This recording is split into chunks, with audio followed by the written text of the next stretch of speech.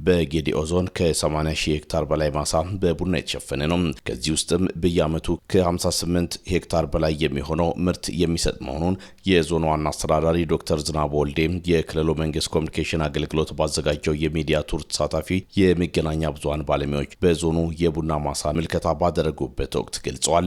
ዞኑ ባለፈው ዓመት 40 ሺህ ቶን ቡና ለማዕከላዊ ገበያ ማቅረቡን ገልጸው ይህን ዘላቂ ለማድረግም የቡና ጥራትን የማስጠበቅ ስራ በትኩረት እየተከናወነ ስለመሆኑ አስረድተዋል። 80 ሺህ ሄክታር አካባቢ የሚሆን ቡና ከቨሬጅ አለን።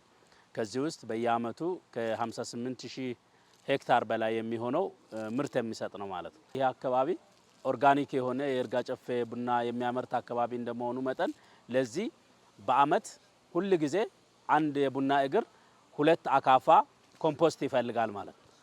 አርሶ አደራችን ያንን የሚመጥን ኮምፖስት ማዘጋጀት መቻል አለበት ማለት ነው። በየዓመቱ ከ1.6 ሚሊዮን ቶን በላይ ኮምፖስት በዞናችን ደረጃ ለቡና ሲባል ይዘጋጃል።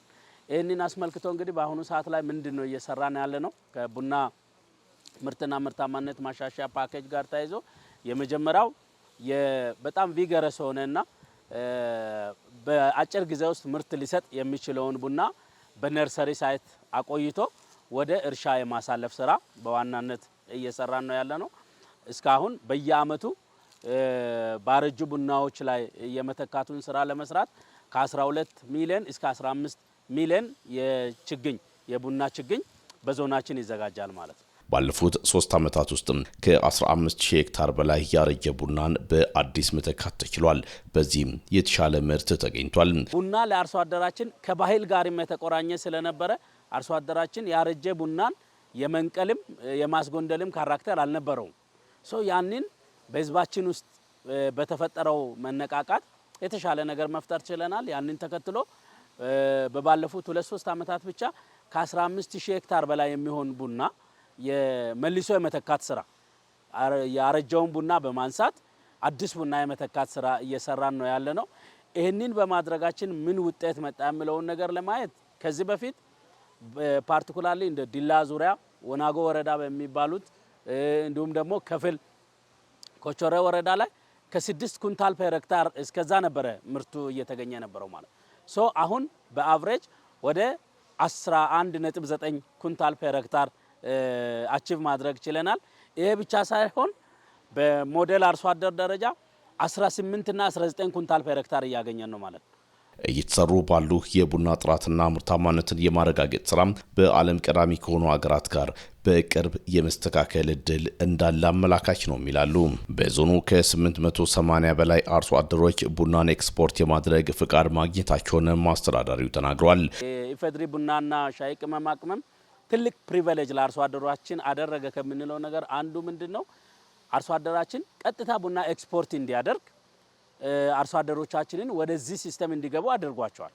ኦልሞስት በአሁኑ ሰዓት ላይ በዞናችን ከ880 በላይ የሚሆኑ አርሶ አደሮቻችን የላኪነት ፍቃድ ወይም ኤክስፖርት የማድረግ ፍቃድ አግኝተዋል። ይሄ ኢትዮጵያ ውስጥ ካሉ ዞኖች የመጀመሪያ ዞን ነው። ይሄ በጣም የተሻለ ነው። ሆኖም ግን ከዚህ ጋር ተያይዞ ትልቁ ቻሌንጅ እየገጠመን ያለው አርሶ አደሮቹ ፍቃድ ያገኙ እንጂ የገበያ ሲስተም አልተዘረጋላቸው።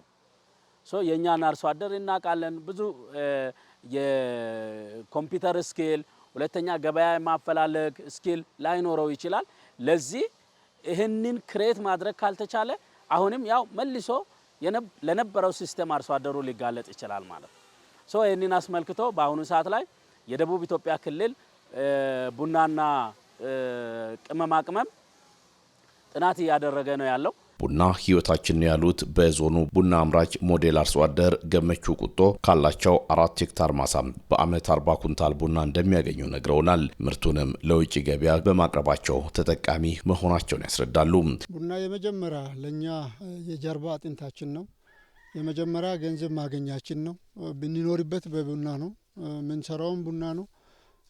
ለሰርግ፣ ለሞት፣ ለምናምን በቃ በአጠቃላይ ከቡና ውጪ መኖር አንችልም። እኛ አሁን ላይ ትንሽ ለውጥ አለ፣ በጥራትም ለውጥ አለ።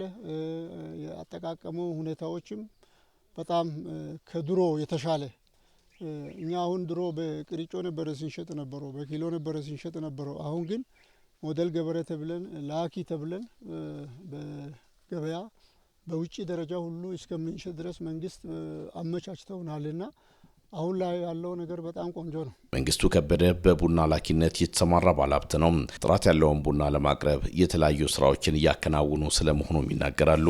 የገዶ ቡና ይርጋ ጨፌ ቡና ነው የምናመርተው እና በቡና ስራ ያው በብዙ ሁኔታ እያመረትን ያው ለዓለም ገበያ በጥሩ ሁኔታ በእንደዚህ ሁኔታ እያዘጋጀን ለዓለም ገበያ እያቀረብን ነው። ምርቱንም ደግሞ በተሻለ ሁኔታ እያዘጋጀን ነው። ጥራቱን ለማስጠበቅ ያው በቀበለም በወረዳም ዙሪያ አሁን እየደረገ አርሶ አደሩንም የማነቃቃት ስራ ተሰርቶ ጥራቱን በጠበቀ ሁኔታ ነው ምርቱም የተሰበሰበ እየመጣለው።